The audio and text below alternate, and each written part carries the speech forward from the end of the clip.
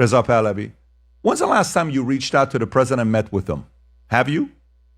When's the last time you reached out and met with him? Do you remember when Pierre Poilievre didn't meet with Trump and didn't want to come and meet with the guys because they were worried how the Canadians felt about it? Did you avoid that meeting because you were worried what Iranians thought about you? Were you like, oh my God, the progressive Iranians are not going to like it if I go meet with the president? This is the closest we've ever come to this. Pick up the phone call and call him. Go meet with him wherever he's at. Leave your vacation, whatever part of the world you're in right now. Go meet with him. If you truly are committed to doing this, you're one of the handful of people. I know you don't want the job. When we did a live public interview, the world saw it. You don't want this job. You want to help contribute and make the transition as it's going through.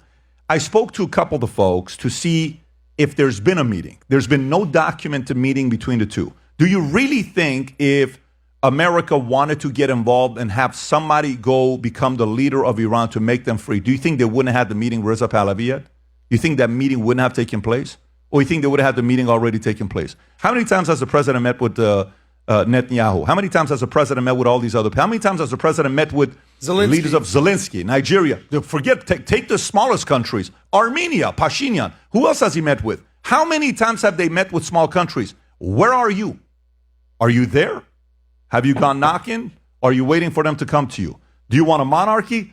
White House, my opinion, I don't think they want a monarchy. They're okay to a democracy. They're okay to a republic. I don't think they're a monarchy.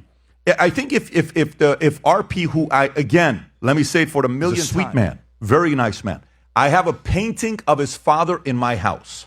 When people say, you don't like this, you don't like that, come see every single magazine Mohammad Reza Pahlavi Shah was ever on. I have him in my house. Time magazine, every magazine ever, I've bought them all. This is a painting in my club room. His father is in the center of my club room of the painting, 15-foot painting. That is my favorite painting in the world because I look up to what he did for Iran. He was an incredible leader. But unfortunately, you need some diplomacy.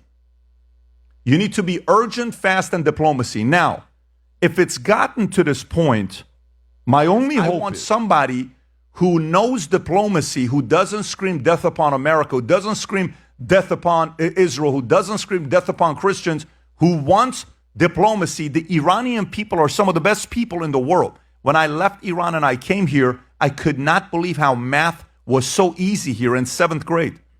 I'm like, what are we doing? I learned this math in 4th or 5th grade. You ever wonder when Iranians go to Santa Monica, the kind of money they make and what they do in business? They're very, very good business people. Very, very good business people. I hope they figure this thing out. It's the closest it's ever been. And it looks like it's going to be organic internally. You know how much courage it takes to do this? It takes so much courage. You know why?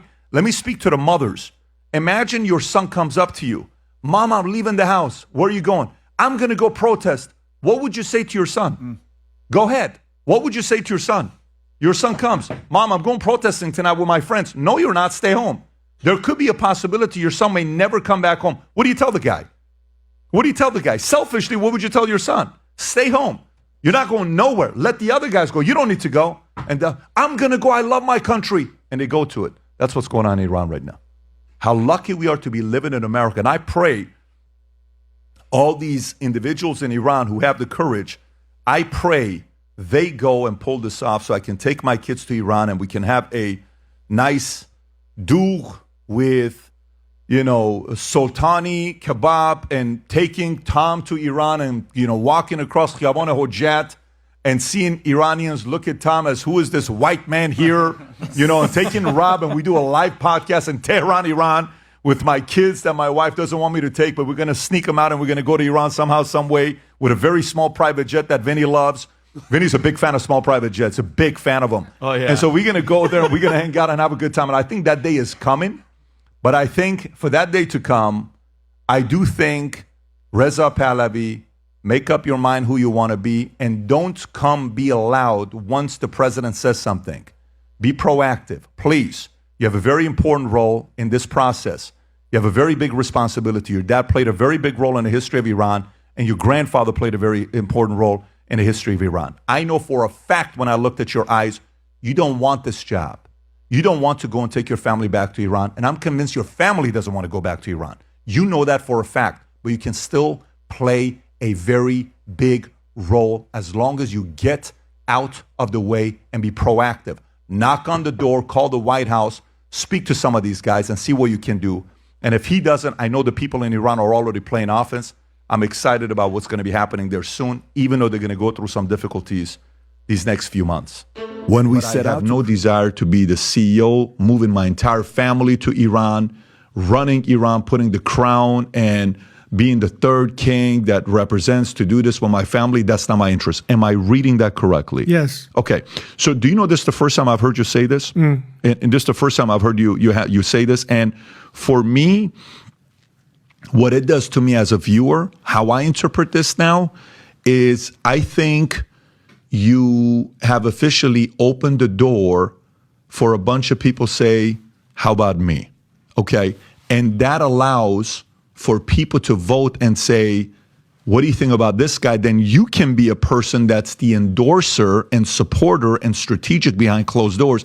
This could open up an event to be taking place, a private function happening that's by invitation only, that's going to be held in some part of the world that people can come through and talk and say, how can we now unify to make sure this becomes a reality?